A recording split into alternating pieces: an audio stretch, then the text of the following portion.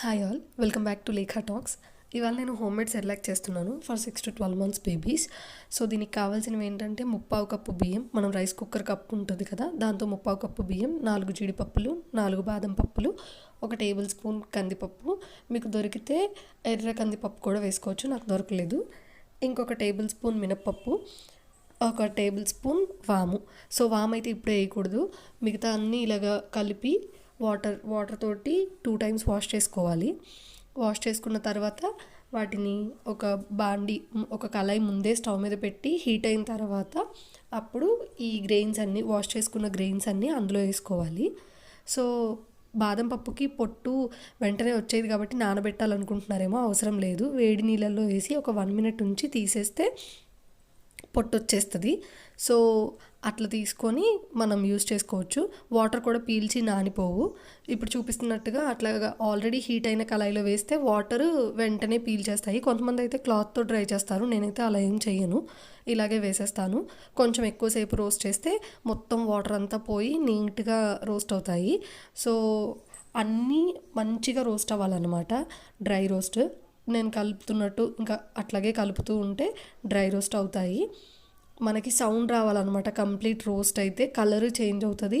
ఇలా మనం స్పూన్లోకి తీసుకొని కిందకి వదిలేస్తే ఆ గ్రెయిన్స్ అన్నీ నీట్గా క్రంచీ సౌండ్ రావాలి. సో అదిగో అలా చూపిస్తున్నాను కదా, ఆ కలర్లోకి వచ్చేయాలన్నమాట. అలా వచ్చేసిన తర్వాత స్టవ్ ఆఫ్ చేసుకొని వాటిని అట్లాగే వదిలేయండి. మనకి జీడిపప్పు బాదం పప్పు తడిచినాయి కదా, అంత త్వరగా రోస్ట్ అవుతాయా, బియ్యం అయితే సన్నగా ఉన్నాయి కదా అనుకోవచ్చు. ఏం లేదు, రోస్ట్ అవుతాయి. రోస్ట్ అయ్యేదాకా మనం మంట సిమ్లో పెట్టి రోస్ట్ చేయాలి. వాము చూపిస్తున్నాను కదా, వాము స్టవ్ ఆఫ్ చేసిన తర్వాత వేసుకోవాలి. మళ్ళీ ఒకసారి కలబెట్టేసి ఒక 1/2 hour అట్లాగే వదిలేసేయండి. సో దట్ మొత్తం చల్లారుతుంది. మనం ఏం దాన్ని ఎక్కడ చల్లారబెట్టక్కర్లేదు, ఆ హీట్ అలాగే ఉండి అదే చల్లగైపోతుంది. ఆ తర్వాత మిక్సీ జార్లోకి ట్రాన్స్ఫర్ చేసుకొని నీట్గా మిక్సీ పట్టుకోండి. ఒక 2-3 times గ్రైండ్ చేయండి ఆపి.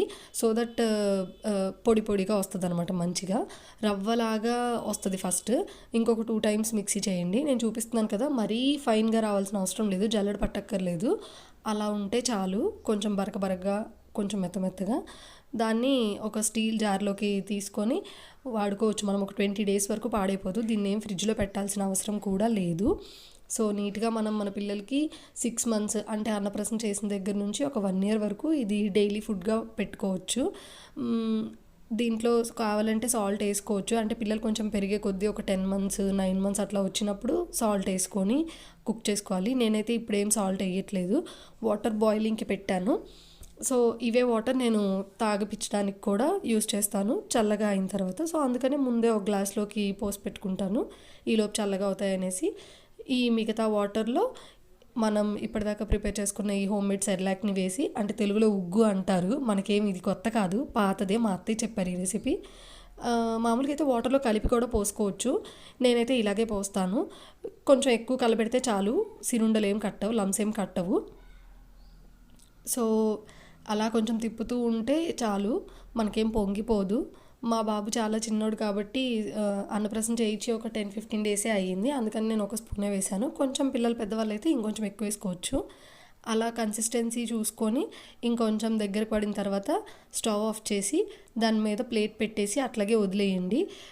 వేడికి ఇంకా కొంచెం మగ్గి కన్సిస్టెన్సీ ఇంకొంచెం థిక్గా అవుతుంది, అప్పుడు అది రెడీ అయినట్టు. దాన్ని ఇంకా ఒక బౌల్లోకి సర్వ్ చేసుకొని చల్లగా అయిన తర్వాత మీ పిల్లలకి పెట్టండి.